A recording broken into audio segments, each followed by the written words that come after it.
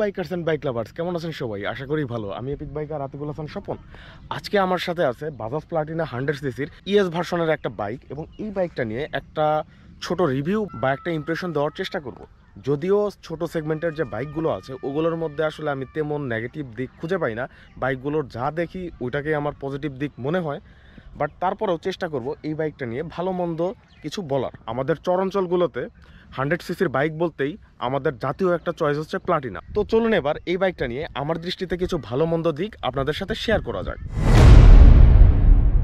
এর 1 নম্বর plus point হচ্ছে এটা হচ্ছে বাজাজের গাড়ি। আর বাজাজের গাড়ি মানেই এটার বিল্ড কোয়ালিটি ভালো এবং মেইনটেনেন্স খরচ কম। মেইনটেনেন্স খরচ বলতে গেলে এই বাইকটার পার্টসের দাম যথেষ্ট কম। বাইকটা আগের প্লাটিনার চাইতে অনেকটাই লাইট। আসলে বর্তমানের প্রবলেম হচ্ছে ম্যাক্সিমাম কোম্পানিগুলোই তাদের বাইকের বিল্ড কোয়ালিটি আগের চাইতে রিডাকশন করছে, এবং যত আপডেট করে বাইকের কোয়ালিটি তত কমায়। তো এই বাইকটা আগের মতো হেভি না, তবে বিল্ড কোয়ালিটি ভালোই বলা চলে। এর 2 নম্বর প্লাস পয়েন্ট হচ্ছে এর মাইলেজ। বাইকটা থেকে অ্যাভারেজে 60 থেকে 70 মাইলেজ পাওয়া যায়। এটা আসলে চোখ বন্ধ করে। এর ফুয়েল ট্যাঙ্কের ক্যাপাসিটি হচ্ছে 11.5 লিটারের মতো, এবং এই ক্যাপাসিটি দিয়ে আপনি মোটামুটি 700 কিলোর উপরে আরামসে রাইড করতে পারবেন। এর 2 নম্বর প্লাস পয়েন্ট হচ্ছে এই বাইকটার পিলিয়ন সিট। আদার্স 100 সিসি বাইকগুলোর চাইতে এই বাইকটার সিট যথেষ্ট লম্বা। তো লম্বা সিটের জন্য আমাদের এলাকায় ভাড়া বাইক মানেই হচ্ছে জাতীয় বাইক হচ্ছে প্লাটিনা, এবং এই বাইকটা আমাদের এলাকায় প্রচুর পরিমাণে ভাড়ায় চলে। আর সিট বাদেও যে ট্যাঙ্কটা অনেকটা সিটের সাথে ফ্ল্যাট। এই ফ্ল্যাট হওয়ার কারণে যদি আপনি 4-5 জনের লোক নিতে চান, তো রাইডার কিন্তু একটু সামনের দিকে আরামসে এগিয়ে বসতে পারবে। আর রাইডার যদি একটু এগিয়ে বসে, মোটামুটি 4-5 জন পর্যন্ত এই বাইকে রাইড করা পসিবল, এবং যেটা আমাদের এলাকায় অহরহ হয়। 4 নম্বর প্লাস পয়েন্ট হিসেবে রাখতে পারি বাইকটার হ্যান্ডেলিং। যারা নতুন বাইক রাইড শিখতে চান তাদের জন্য একটা ভালো অপশন হতে পারে এই বাইকটা। বাইকটার ওয়েট অনেক কম এবং বাইকটা অনেক স্লিম। তো স্লিম হওয়ার কারণে এটা আসলে এখানে যদি আমি বসি, মনে হয় আমি কোনো বাইকে না, আমি সাইকেলের উপরে বসে আছি। এবং ট্যাঙ্ক প্লাস বডিটা কিন্তু অনেক স্লিম। এভাবে বসলে মনে হয় যে আমার ট্যাঙ্কের চাইতে আমার থাইটাই মোটা বেশি। এটা আসলে হ্যান্ডেল করা খুবই সহজ, একদম পাতলা সাইকেলের মতো মোচার টোচার দেওয়া যায়। আর এর বাইরে এটার যে টার্নিং রেডিয়াস, এটাও আসলে অনেক কম। আপনারা যদি বিআরটিএতে ড্রাইভিং এক্সাম দিতে যান, সেইখানে লিগ্যাল ওয়েতে পাস করার ভালো একটা মাধ্যম হতে পারে এই বাইকটা, কারণ এটা আসলে গলা প্রচুর ঘোরে, একদম সাইকেলের মতো এটাকে আসলে ঘোরানো সম্ভব। 5 নম্বর পয়েন্ট হিসেবে রাখতে পারি এই বাইকটার লুকের দিক দিয়ে আমার কাছে মোটামুটি ভালোই লাগে। স্লিম যে লুকটা আছে, সাইকেলের মতো একটা লুক, আমার কাছে লুকটা মোটামুটি ভালোই লাগে। বাইকটার শেষ এবং বড় একটা প্লাস পয়েন্ট হচ্ছে এই বাইকটা নিয়ে যে কোনো জায়গায় রাইড করা যায়। বাইকের সামনের পিছনের চাকা চিকন হলে কি হবে, বাইকটা প্যাক কাদা ধুলাবালির মধ্যে দারুণ পারফরমেন্স দেয়। এই বাইকটা নিয়ে 2 বছর আগে একবার একদম কাদা রাস্তার মধ্যে দিয়ে রাইড করেছিলাম। তখন আমার পিছনে 2 জন ছিল, এবং 2 জনের ওয়েটই ছিল যথেষ্ট বেশি। এবং ওইটা নিয়ে আমি যেভাবে রাইড করে ওখান দিয়ে গিয়েছিলাম, ওইখানে আসলে অন্য বাইক নিয়ে আমি সিঙ্গেলেও ওইভাবে রাইড করে যেতে পারতাম না।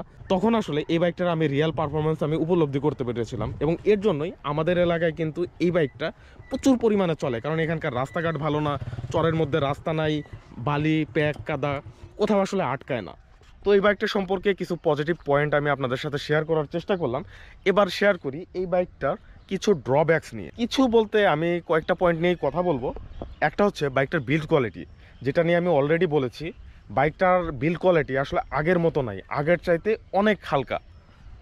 অনেক বলতে যথেষ্ট হালকা।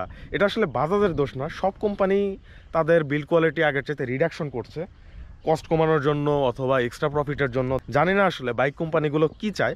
বর্তমানে সব বাইকই তারা কি করে, কোয়ালিটি কমায়া পাওয়ার দেয়, লুক দেয়, পিক আপ দেওয়ার চেষ্টা করে, কিন্তু বাইকের যে হেভিনেস এইটা আসলে থাকে না। এবং ওই জিনিসটা এই বাইকটার সাথে হয়েছে।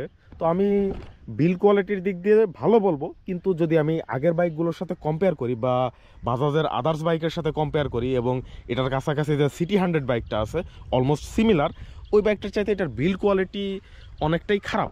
2 নম্বর প্রবলেম হিসেবে রাখবো এই বাইকটার মিটার। এই বাইকটার মিটারে অ্যানালগ মিটার নিয়ে কোনো সমস্যা নাই, অ্যানালগ থাক। এখানে স্পিড দেখা গেলেও এখানে আসলে কোনো আরপিএম শো করে না। এটা আসলে এই বাইকটার মেজর একটা প্রবলেম। কি চিন্তা করে এটার আপডেট করছে না ডাউনগ্রেড করছে, এটা আসলে আমি বুঝতে পারি না। তবে যে কোনো বাইকেই এই জিনিসটা থাকা উচিত। আরপিএম মিটার ছাড়া একটা বাইক আসলে কিভাবে হয়। 3 এবং লাস্ট নাম্বার প্রবলেম হিসেবে রাখবো বাইকটার কন্ট্রোলিং। বাইকটার হ্যান্ডেলিং কিন্তু এর প্লাস পয়েন্ট, বাট কন্ট্রোলিং খুব একটা সুবিধার না, কারণ চাকা অনেক চিকন, একটু স্পিডে ব্রেক ধরলেই পিছের চাকা বা সামনের চাকা স্কিড করার প্রবণতাটা বেশি থাকে। বাট এই বাইকটার ব্রেকিং সিস্টেম এই বাইকের সাথে ঠিকঠাক আছে, কারণ এটা একটা 100cc বাইক। এটা আসলে টানাটানির জন্য তো না, আপনি 2-3 জন লোক নেবেন, 40-50 ম্যাক্স 60-এর ভিতরে চালাবেন। বাট তারপরেও এইটার যে ব্রেকিংটা, কন্ট্রোলিংটা, এটা যথেষ্ট ভালো না, বাট চলার মতো। কিন্তু প্রবলেম হয় তখন যখন এই বাইকটা হাই স্পিডে চলে। এই বাইকটার স্পিড যখন মোটামুটি 50-60-এর উপরে যায়, যদি সিঙ্গেল রাইড করা হয়, বাইকটা মানে টোটালি কাঁপে। কারণ এই বাইকটা অনেক হালকা, এর বডিটাও অনেক স্লিম, বাতাসে মনে করেন যে বাড়ি খায়। এবং হাইওয়েতে যখন আমি এটা রাইড করেছি, তখন সাইড দিয়ে যখন বাস যাচ্ছিল, মনে হয় যে বাসের সাথে এই বাইকটা উড়ে যাবে। মানে বাইকটা খুবই হালকা, স্লিম শেপের। তো যখন স্পিডটা বেশি হয়, সমস্যা হয় যে বাইকটা আসলে ব্যালেন্স ওই রকম থাকে না, খুবই লাইট হয়ে যায়। এবং রাস্তায় বড় গাড়ির যদি বাতাসের ঝাপটা লাগে, তখন মনে হয় যে এটা আসলে ডিসব্যালেন্স হয়ে যাবে। এটা মোটেও হাইওয়ে বা হাই স্পিডিং বাইক না, বাট তারপরেও এই দিক থেকে এই বাইকটার পারফরমেন্স আমার কাছে ভালো লাগে না। আর এই বাইকটার পাওয়ার মোটামুটি কম হলেও সিঙ্গেল রাইড করলে মোটামুটি ভালো এখান থেকে পারফরমেন্স পাওয়া যায়। এই ভার্সনের অন্য একটা বাইক আমি গত বছর হাইওয়েতে রাইড করেছিলাম, তখন আমি টপ স্পিড পেয়েছিলাম মোটামুটি 95-এর মতো। তো এই ছিল প্লাটিনা 100cc-র বাইকটা নিয়ে আমার একটা ছোট রিভিউ ভিডিও বা ইমপ্রেশন ভিডিও। তো এখানে আমি আমার দৃষ্টিকোণ থেকে কিছু ভালো এবং মন্দ দিক তুলে ধরার চেষ্টা করেছি। তো দেখা হচ্ছে পরের কোনো ভিডিওতে। টিল দেন ভালো থাকবেন এবং সাবধানে বাইক রাইড করবেন।